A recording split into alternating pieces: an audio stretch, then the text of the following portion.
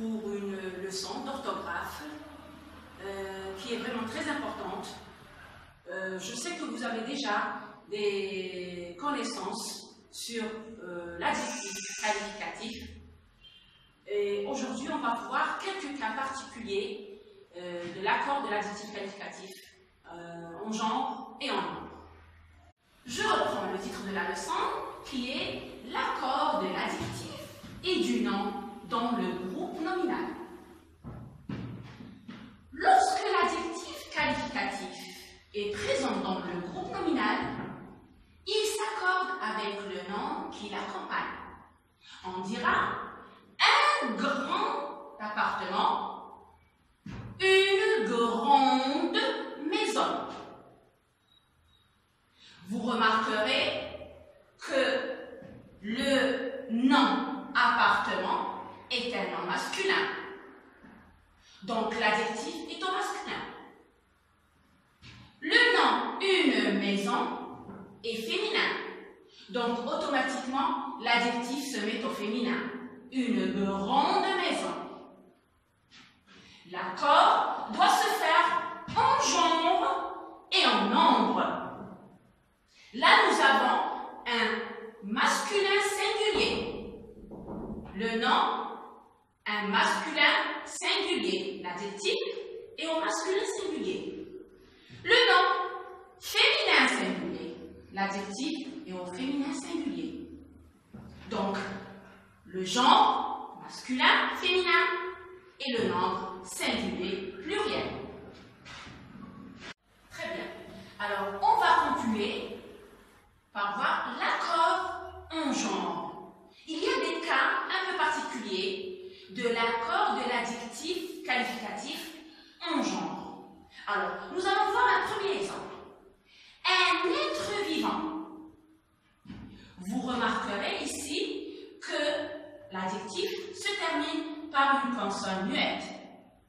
Alors, quand j'accorde, je vais dire une espèce vivante. Vous remarquerez que j'ai fait entendre la consonne. Alors, j'ajoute un E. Ici, j'ajoute un E. J'ajoute un E au nom, à l'adjectif, pardon, pour faire entendre la consonne. Il y a un autre exemple aussi ici, un vent violent. La même chose, ici nous avons l'adjectif qui se termine par une consonne muette.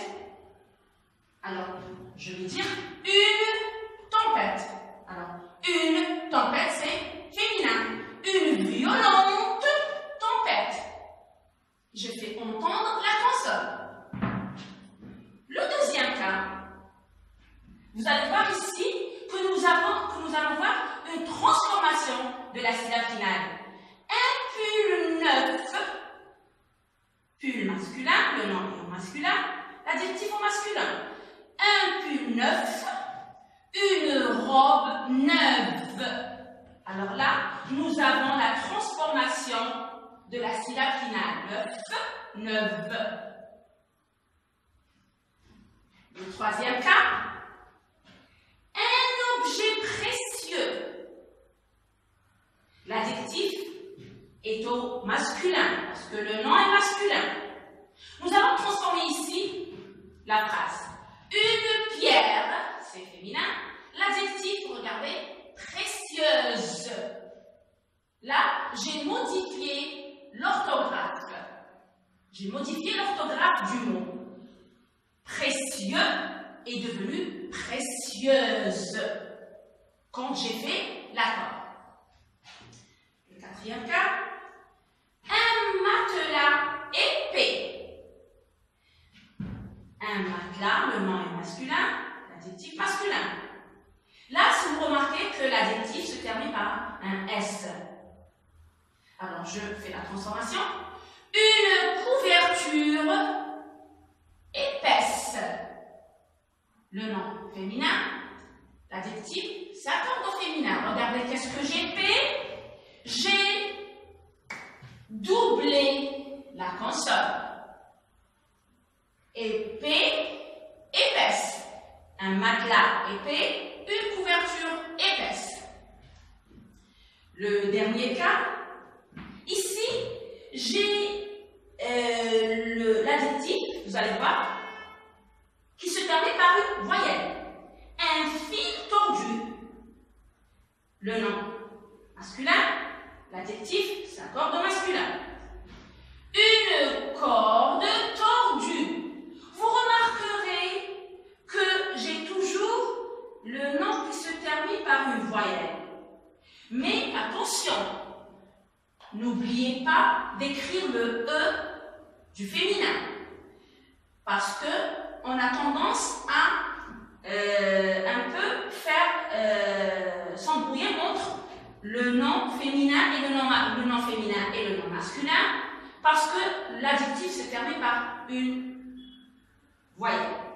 Alors, n'oubliez pas le E.